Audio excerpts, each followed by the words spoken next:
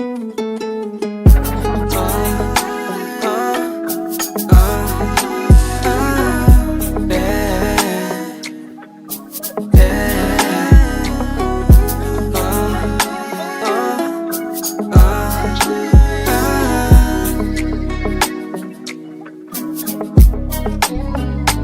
labing matamesa o sa isip ko mahirap maalis sa masyadong mabilis ba? Mga pangyayari pwede namang sandali o pwede sumaglit ka. Pahiramin muna ako ng oras mo o huwag mo ko hayaan na maalat. So dito ka na sa'kin tumabi.